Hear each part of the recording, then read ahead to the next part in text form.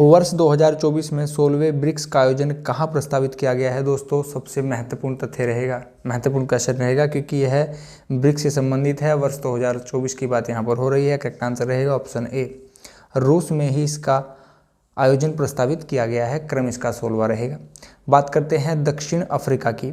यहाँ पर कब किया गया दोस्तों? दक्षिण अफ्रीका में 15वां हुआ है 2023 में। बात करें चीन की, यहाँ पर 14वां क्रम रहा, सन 2022 में हुआ। भारत में 13वां ब्रिक्स सम्मेलन 2021 के अंतर्गत हुआ है। सभी चीज़ों को याद रखने का प्रयास कीजिएगा। हम बात करते हैं ब्रिक्स की। ब्रिक्स से सबसे पहले आप करंट अफेयर के तथ्य देख लीजिए। ब्रिक्स समिट 2023 का 15वां साउथ अफ्रीका की अध्यक्षता में जोहान्सबर्ग में किया गया है। यह तथ्य काफ़ी परीक्षाओं में पूछा जा चुका है दोस्तों। 6 नए सदस्य सम्मिलित किए गए हैं। हाल ही में उत्तर प्रदेश पैट में यह तथ्य पूछा गया था। यहाँ से क्वेश्चन बन चुका है। उत्तर प्रदेश पैट 2023 जो आप में से कुछ छात्रों ने दिया होगा। नए सदस्य बने हैं ईरान, सऊदी अरब, संयुक्त अरब अमीरात, अर्जेंटीना, मिस्र और इथोपिया। यहाँ से क्वेश्चन आगे भी बनेंगे। यहाँ से क्वेश्चन बन सकता है कि दक्षिण अमेरिका का कौन सा देश हाल ही में ब्रिक्स में सम्मिलित हुआ, तो आप यहाँ पर अर्जेंटीना देख सकते हैं। अफ्रीका महाद्वीप से पूछ लिया जाए तो मिस्र, इथोपिया। यहाँ पर ईरान, सऊदी अरब और संयुक्त अरब अमीरात एशिया महाद्वीप से हैं। चीज़ों को याद रखिएगा दोस्तों। ब्रिक्स इनोवेशन फोरम में वर्ल्ड इनोवेशन अवार्ड दिया गया है सांता थोटम को। पहले ब्रिक्स इनोवेशन फोरम का आयोजन किया गया है मॉस्को में। नेक्स्ट, ब्रिक्स के बारे में जान लीजिए। 2001 में BRIC शब्द गढ़ा गया था ब्रिटिश अर्थशास्त्री जिम ओनिल। जिम ओनिल का नाम पूछा जाता है, काफ़ी परीक्षाओं में पूछा गया है। स्थापना इसकी 16 जून 2009 को की गई। मुख्यालय संघाई चीन में है। मुख्यालय याद रखिएगा। सदस्य देश दोस्तों, B से ब्राज़ील, R से रसिया, I से इंडिया, C से चीन। अब यहाँ पर क्या हुआ दोस्तों, सन 2010 से इसका नाम कर दिया गया है ब्रिक्स। यहाँ पर S भी आ जाएगा और S से यहाँ पर दक्षिण अफ्रीका बन जाएगा। आगे बढ़ेंगे। नेक्स्ट क्वेश्चन नंबर 2 हमारा, आज 10 जनवरी 2024 को कौन सा दिवस मनाया जाता है? महत्वपूर्ण आज दिवस मनाया जाता है विश्व हिंदी दिवस। आज के दिन मनाया जाता है। अगर आपसे सिर्फ हिंदी दिवस पूछा जाए तो 14 सितंबर को मनाया जाता है। 1949 इसकी शुरुआत की गई थी। ऑप्शन ए भारतीय प्रवासी दिवस हमने कल डिस्कस किया 9 जनवरी। विश्व ब्रेल दिवस 4 जनवरी। राष्ट्रीय पक्षी दिवस 5 जनवरी। आगे बढ़ेंगे। जनवरी के जो भी महत्वपूर्ण दिवस है आप यहाँ पर देख सकते हैं। बढ़ेंगे आगे। क्वेश्चन नंबर 3 हमारा, गांधीनगर गुजरात में प्रथम पारंपरिक औषधि वैश्विक सम्मेलन 2023 आयुष मंत्रालय और किसकी सह मेजबानी में आयोजित किया गया? इसका आयोजन गुजरात के गांधीनगर में किया गया है। आयुष मंत्रालय के साथ यहाँ पर इसका सह मेजबानी की गई है दोस्तों। ऑप्शन सी करेक्ट आंसर रहेगा, WHO के द्वारा। WHO जान लीजिए। WHO से करंट अफेयर के कुछ तथ्य देख लीजिए। एमपावर नीति के तहत तंबाकू नियंत्रण पर रिपोर्ट जारी की है WHO ने। मलेरिया की दूसरी वैक्सीन R21 मैट्रिक्स M विकसित की है। WHO के चौथे वार्षिक health for all film festival Geneva में आयोजित किया गया, स्विट्जरलैंड में। WHO ने रूबेला उन्मूलन की घोषणा भूटान और तिमोर लेस्ते में की है। अंतिम बिंदु यहाँ पर, तंबाकू नियंत्रण हेतु WHO पुरस्कार दिया गया है झारखंड को। नेक्स्ट, WHO से सामान्य ज्ञान के तथ्य देख लीजिए। WHO वर्ल्ड हेल्थ ऑर्गेनाइजेशन को कहा जाता है, विश्व स्वास्थ्य संगठन को कहा जाता है। इसका मुख्यालय अक्सर पूछ लिया जाता है, जिनेवा स्विट्जरलैंड में है। स्थापना 7 अप्रैल 1948 को की गई, यह भी पूछा जाता है। 7 अप्रैल को स्वास्थ्य दिवस इसी के उपलक्ष्य में मनाया जाता है। 3 तथ्य यहाँ से आपके याद रखने वाली बातें हो जाती हैं। दक्षिण पूर्व एशिया का क्षेत्रीय कार्यालय नई दिल्ली में है। महान निदेशक वर्तमान में टेड्रोस एड्हानोम घेब्रेयेसस हैं। यह इथियोपिया से है। इथियोपिया अफ्रीका महाद्वीप में स्थित है। इथियोपिया भी ब्रिक्स का सदस्य बना है। क्वेश्चन नंबर 4 हमारा, 15 अगस्त 2023 को 76वीं वर्षगांठ लेकिन 77वां स्वतंत्रता दिवस। आंकड़ों में यहाँ पर भेद है। वर्षगांठ 76वीं रही और स्वतंत्रता दिवस 77वां रहा है। आज़ादी के अमृत महोत्सव के विशेष कार्यक्रम की थीम क्या रही, क्या विषय रहा? 2023 में स्वतंत्रता दिवस का यहाँ पर विषय रहा राष्ट्र पहले हमेशा पहले। ऑप्शन डी हमारा करेक्ट आंसर हो जाएगा। आगे बढ़ेंगे। भारत से अन्य तथ्य देख लीजिए। केंद्र सरकार संपूर्ण देश में गांव में भारत नेट का विस्तार करेगा। 1,39,579 करोड़ रुपए की धनराशि के साथ G20 संगठन के लिए यहाँ पर सबसे महत्वपूर्ण तथ्य है कि G20 संगठन के लिए भारत ने अपना शेरप्पा नियुक्त किया है अमिताभ कांत को। यह क्वेश्चन महत्वपूर्ण है, पूछा जा चुका है। यूक्रेन संकट शांति सम्मेलन यह जेद्दा सऊदी अरब में आयोजित किया गया है। भारत की ओर से इसमें अजीत डोभाल सम्मिलित हुए हैं, राष्ट्रीय सुरक्षा सलाहकार हैं अजीत डोभाल जी, उत्तराखंड राज्य से यह है। क्वेश्चन नंबर 5 हमारा, हाल ही में CSIR एंड NBRI ने किसकी एक प्रजाति नमोहो 108 लॉन्च की। नमोहो 108 क्या है, किसकी प्रजाति है? करेक्ट आंसर रहेगा ऑप्शन ए, यह एक कमल की प्रजाति है। नेक्स्ट क्वेश्चन नंबर 6 हमारा, हंगरी के बुडापेस्ट में, हंगरी की राजधानी क्या है दोस्तों? बुडापेस्ट है, याद रखिएगा। हंगरी के बुडापेस्ट में विश्व एथलेटिक्स चैंपियनशिप में स्वर्ण जीतने वाले पहले भारतीय खिलाड़ी कौन बने हैं?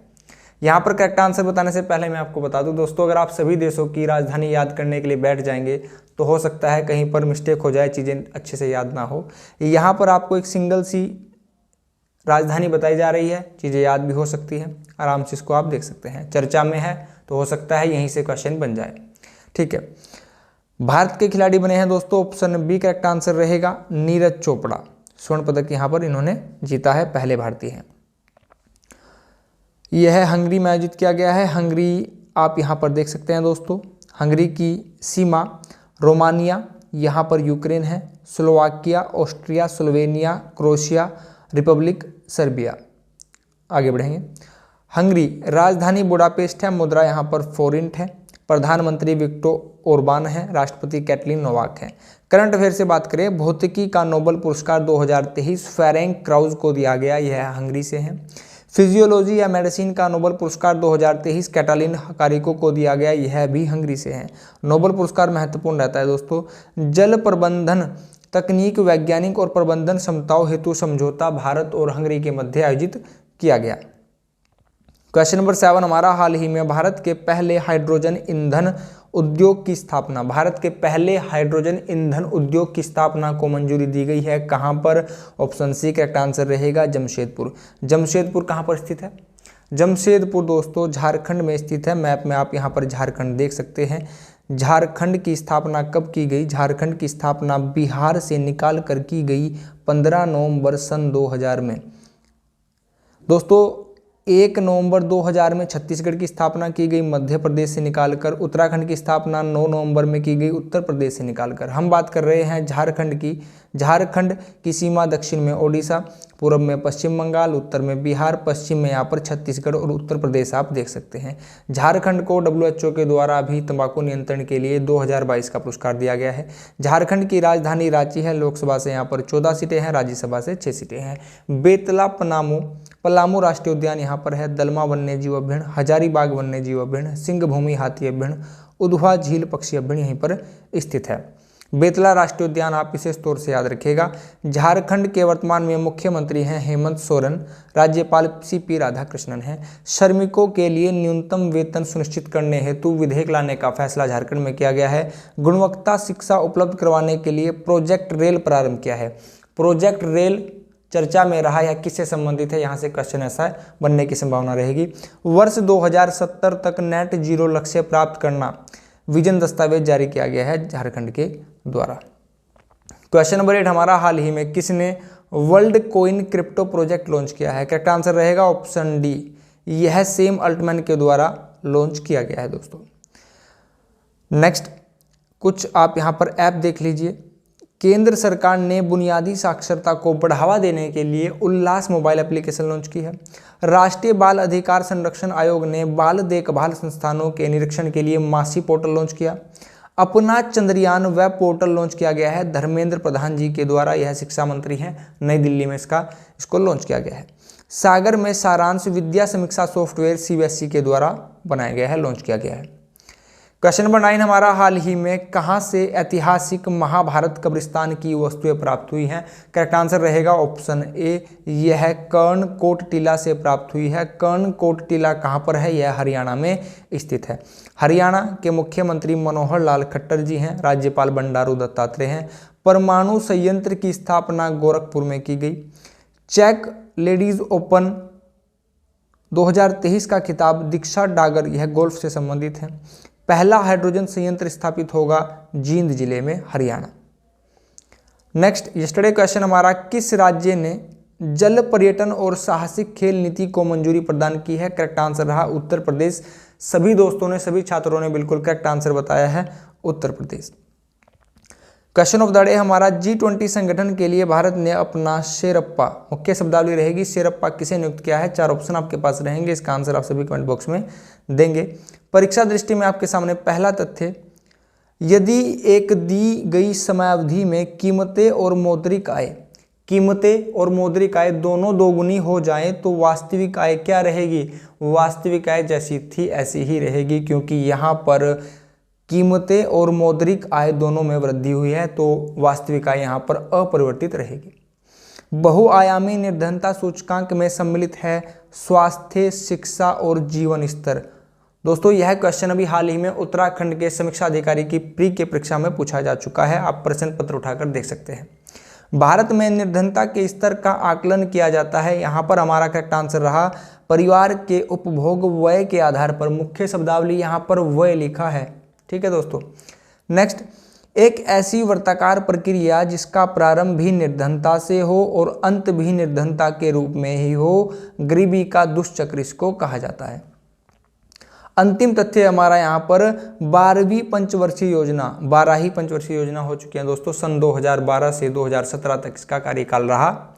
12वीं पंचवर्षीय योजना का मुख्य फोकस रहा है तीव्र, अधिक समावेशी और धारणीय विकास पर। आज के सेशन में इतना ही दोस्तों अगर आप चैनल पर नए हो, चीज़ें आपको पसंद आई हो तो प्लीज़ चैनल को सब्सक्राइब कीजिएगा, वीडियो को लाइक कीजिएगा, वीडियो को सभी तक शेयर कीजिएगा जो भी आपके मित्रगण हो। अगर आप वीडियो को शेयर करते हैं तो आपकी ओर से बहुत बड़ी हेल्प होती है। आप सभी ने अपना कीमती बहुमूल्य समय चैनल को दिया है, इसके लिए आप सभी का बहुत बहुत धन्यवाद। आप सभी का दिन शुभ हो। नमस्कार दोस्तों।